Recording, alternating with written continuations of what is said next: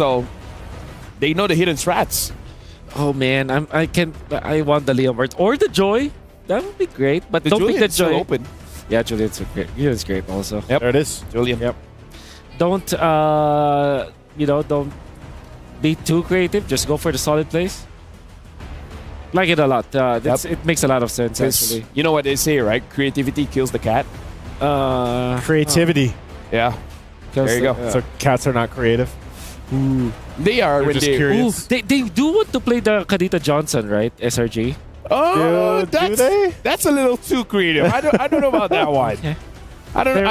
I if they Just do, an idea. It's my turn. If Wolf? they do, No. sure, but I don't know. Matilda Barretts though. Oh no, they need the mid lane for that.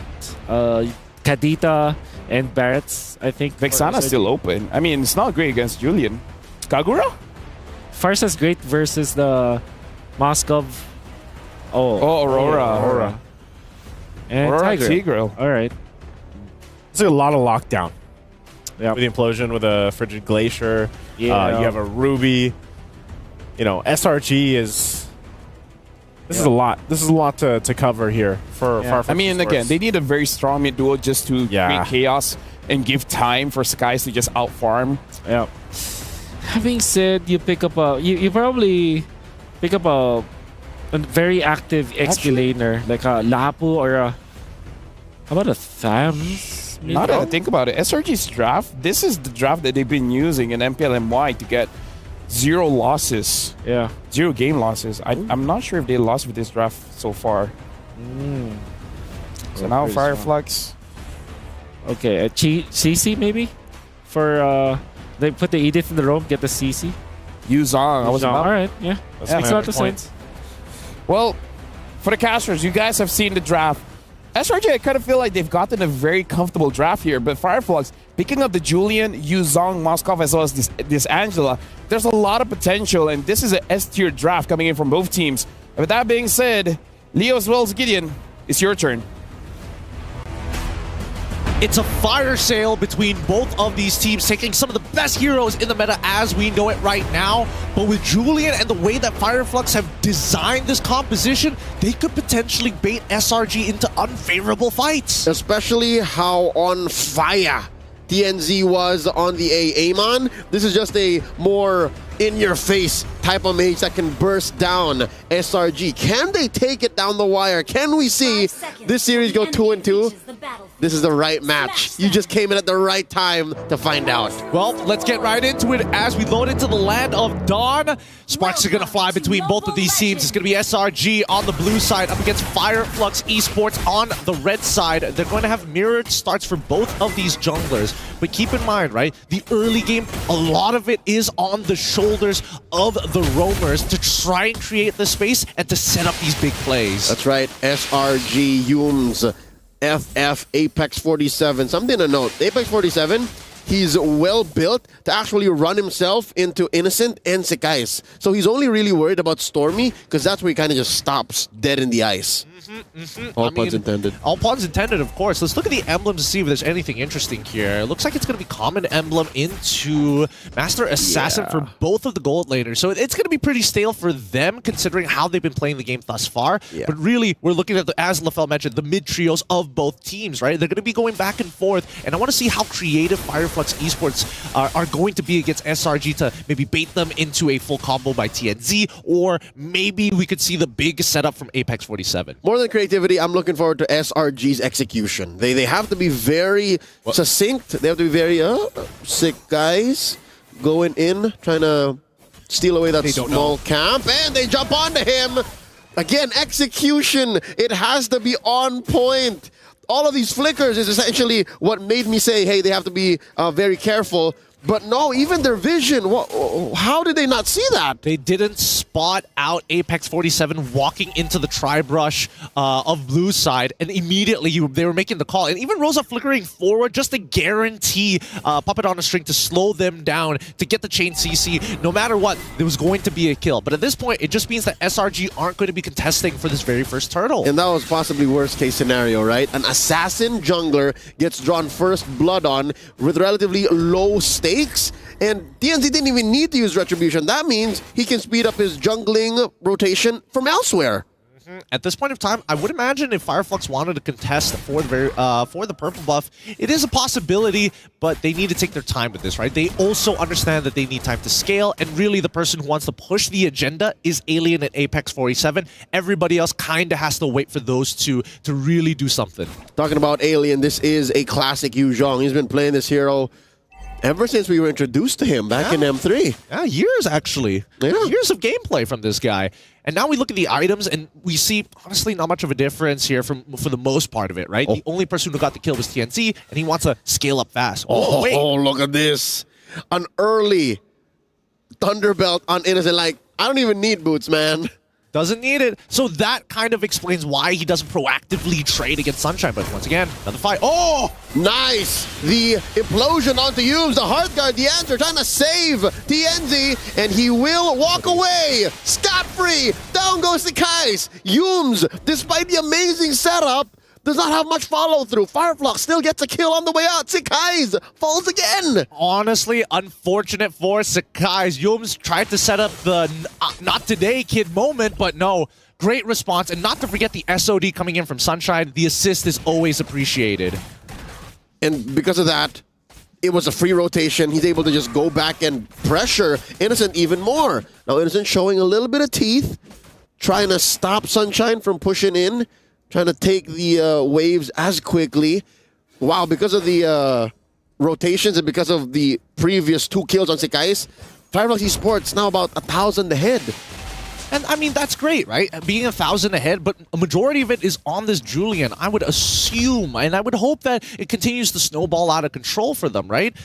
But that's under the assumption that it keeps going, all these interactions go in their favor. And until we see TNT actually get that Holy Crystal, maybe even the Blood Wings, we don't know just yet, but we'll find out because that's Black Dragon form from Alien. That's an early ult coming in. Now he's in Dragonoid form. One more implosion from Yumes. There's a lot of damage though, forcing out a passive pop from Stormy. Sakai stealing it from underneath. FireFlux Esports knows. And now Alien down at 1/5 of his health, healed up by Rose's Love Waves, but just the same, Selangor Red Giants able to breathe here, walking away with a major objective that they have no business taking. Yeah, really no business taking, honestly. And even from maybe there is a lot of similarities between Gold and EXP laners. No boots coming in from Alien, just to rush down this War Axe. But now, as we start transitioning from early towards that mid game, you just notice that SRG, they're getting a little bit more proactive on their trades. The way that they're approaching these fights, trying to sneak as many objectives as they can. But more importantly, Innocent knows that he can win this matchup now. Oh, Alien gets checked in for the Hearth Guard. Cancelled there by Rosa. There's a turtle coming up in about a minute. I guess SRG now understand the tempo FireFlux is playing at. Like, nothing comes for free. Nothing comes as easy anymore compared to the first 5 minutes. Oh, the flicker implosion underneath tier 1. Shoving them out through the ult from Stormy, and now they shut down TNZ. Double kill for Innocent. Alien a little too late to save the show. But at least he saves the tier 1. What a combination! Yumes just walks up, flicker implosion. Let's look at the replay one more time, because once we see the pushback from Yumes straight into the glacier, there's just nothing you can do. It was a Euro step. Like, forward and to the side, forward and to the side. That was amazing. Look at that. Oveki even freaking out. Is like, yes, that was a huge combination. And Apex 47, to a certain degree, he's probably thinking, oh man, I might have let that happen. I can't believe he got me like that. Right? In Turkish. In Turkish. But man, let's look at the goal difference right now, and we're starting to see slight differentials here and there. Jungle, in terms of jungle gold, we see that TNZ is on top. But in every other lane, we see a slight lead in favor of SRG. And that's slowly going to equalize. Slowly but surely you're going to see that, again, SRG now approaching a 2K gold lead. It won't matter that TNZ currently has a Holy Crystal. It won't matter that TNZ started with such a hot streak. Because eventually, if you shut down that Julian or you block him from what he needs to do, and you pop Alien early, you pop Rosa early, you pop Sunshine early, he'll be left alone. There's very little he can do by himself, especially from an honest angle when you see him coming. For sure, for sure. That's why Yumes is kind of like running at him, and running at the Julian. He's like, come on, try me one more time. Do something about it. Comes to Black Dragon form, though. And that is Alien running himself into 3. Popping the ult, the Purify. ahead here. Still on Sunshine. He's good. Alien gets taken down. I hate to say it, but I did. And because of that, Sunshine's not even thinking of the SODs. Like, that's a lost cause in mid. The Frigid Breath is just, it's so good, right? It forces everybody to just back away. Wait, hold on. Cram? Hey, yo. Is Cram gonna be able is he trying to steal it? I'm offended. Pulling them in.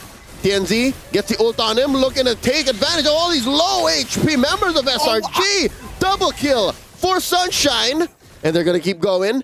Apex 47 traded out already. Could have gotten even more, but again, beggars can't be choosers. FLUX Esports was fighting for their buff, fighting for their lives inside their own jungle. Let's look at the replay one more time here, because again, so very close. The combo was clean. The hand size was so very good, chunking out every single member of SRG's side. They should have been able to walk away with more kills, but this Aurora is just stopping them, just gatekeeping them from getting more. Yeah, and I understand how TNZ did not force the issue, because again, his team has already suffered a lot in the past 3 or 4 minutes, so he doesn't want to be another member that they have to worry about.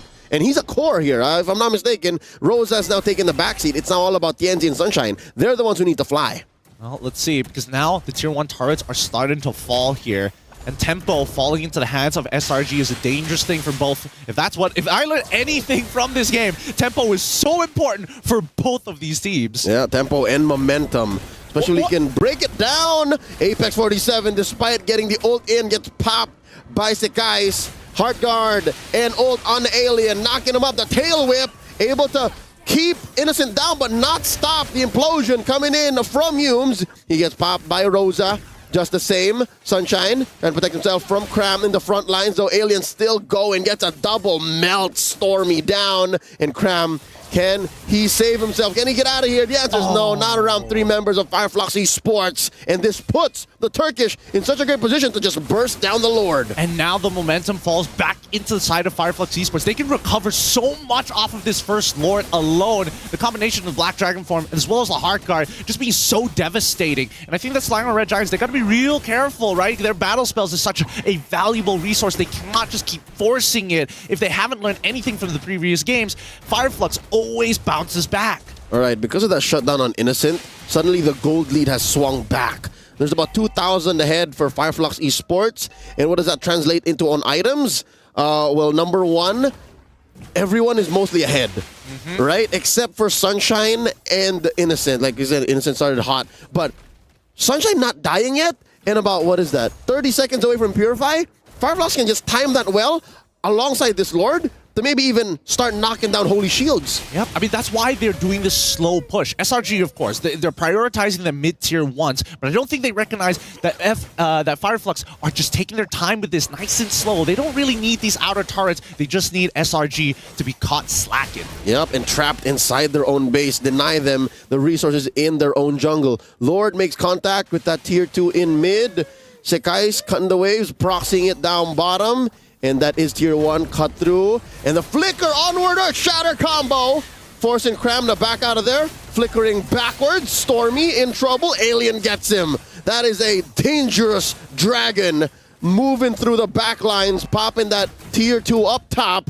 And with that, all that stands are these Holy Shields and that tier 2 in bot. That's a lot of momentum generated by FLUX Esports off of one singular Lord. But now, so guys, he's on the run. And I think they made the smart choice by sending him over to split push to be able to just focus on 2 lanes. It's a 4v5 situation, and it's not much if Sakai's was around. It's not like he can engage anyways. Yeah, and he did what he did to save that tier 2 down bottom, which might be the last bastion for Innocent to try and get some farm. And now he's in trouble. Oh, wow! Despite his... The shot got him on his way away. The shot got him on his way down. I thought Alien for a moment had Warcry with how much damage that he was pulling out there. Look at the it. Replay one more time. Because that really beamed him down, right? You see him get hit by the onwards. The proc happens here, and it's already too late. And the projectile for the shot didn't even really show because it was right on his tail. And now Cram is in trouble. Apex 47 taken out. Oh, the wrath of that turret. Holy Shield still standing. Keeps Selangor Red Giants base alive. FLUX Esports out of there. All right. So now the back and forth continues on between these two teams. 7-10, but SRG are pushed all the way into their inhibitor turrets. It can be a little dangerous. Wait, conceal play coming out here. What are they looking for exactly? What is the call? As they make their way towards the bottom side, maybe they were looking to catch the Moscow, but they have no idea where he is. I guess they were just willing to throw it out there because there was no other play in the near future. In the next 60 to 90 seconds, if they were willing to, you know, put it on the line and say, conceal into whatever we bump into, maybe that's what it was. They knew that Lord was going to come through. And it's a bit of a coin flip, but I would have preferred if they just held on to the conceal for when they want to actually approach this Lord. Yep. Again, Apex 47 face checking right there. The Heart Guard gets the onward, finds Cram, SOD on the Stormy. Sunshine repositions. That's the implosion from Zooms. And now they try to stay in. The tail whip coming through. The ult from Apex 47 spent up. That's a lot of resources, both for the offense and the defensive retreat. yeah, but I think that SRG lost a little more here. Uh-oh. Cram with the I'm offended, forcing Sunshine to get that Purify out of there.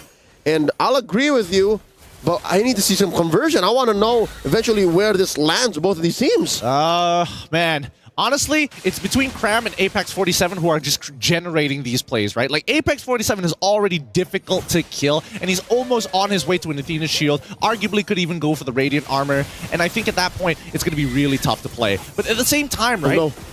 Oh, you talked about Apex. All right, he's still alive. Heart Guard as well? Oh! Here we go. The front lines brought itself to your face. That's Alien versus 2 or 3 members. And all this while, it was just to keep Selangor Giants out of there. Sekai's looking for the angle, looking for the steal, the front line. Oh, Innocent takes out Rosa. TNC secures the Lord. And now the fight continues. Sunshine's about to get clapped here. Down he goes. 3 for none. FLUX get the Lord, but SRG walk away with 3. How do these players keep track of what is going on? They were doing multiple things at the same time. Juggling for the potential Lord, having that team fight, trying to zone people at the same time, while having a completely different agenda halfway across the map. Cooking some eggs, why not? Yeah. This Lord spawning is not going to help much. They are going to take this inhibitor, and they are going to melt it down. There's a huge wave up top. Add to that long list is managing the waves to ensure that there's permanent damage dealt to FLUX esports base. I think they got to call it quits here, right? They can't keep on doing this. That bot side is going to start crashing soon, and here comes the Black Dragon form as well. Apex 47 keeping a tab on a Cram. The SOD hits. The knock up the tail. The Heart Guard. They keep going. Stormy goes down. Cram gets a few hits on him. Oh, FLUX esports, the backline is a little too slow. Yum gets the implosion in, makes it last a little longer. Tianzi takes down Cram, 2 for none. 3 for none, Alien takes down Yums. Innocent running from Alien. Innocent running from Alien. Another Heart Guard coming through. Can he get him with the love waves? Can he get him with the puppet on the strings? Sekai's on another part of the map completely. Innocent jumping through, but Rosa gets the puppet on the strings, and down goes Innocent, but only for a second longer lasting. Kenzie secures the kill. 4 for none. I think it's 5 because they bought so much time that Stormy is back up. Yum's in 8, Cram in 5. All right, Stormy in the back line here, forced out of there. Cannot defend against this push. Bottom lane penetrated by FLUX esports. Oh my goodness. Oh my goodness.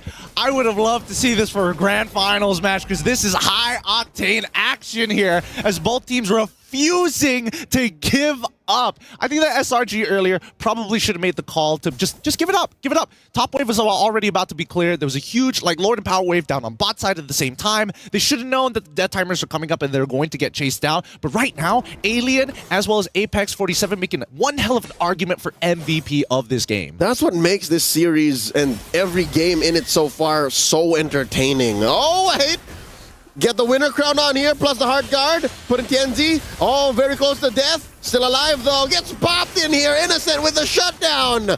So much spent just to keep him alive, only for him to die. All right, there comes the reset once more. Apex with the flicker in, no one home. All right, FLUX esports says, okay, not good. We got to regroup. Yeah, I mean, the worst part in these types of very close series is losing your cool. You got to have a very calm demeanor, especially when multiple things are happening at the same time. Keep it together, keep it together, keep it together. Keep it together, man. And I think that FLUX right now, especially for Apex 47, he realizes the weight that he is holding, creating these plays, creating the space. Yep, he's a one-man inhibitor initiation machine, and now that he's about a minute and a half away from his flicker, everything comes honest, everything comes right at your face, and he walks in that bush, forces a response. Sekai secures the Lord.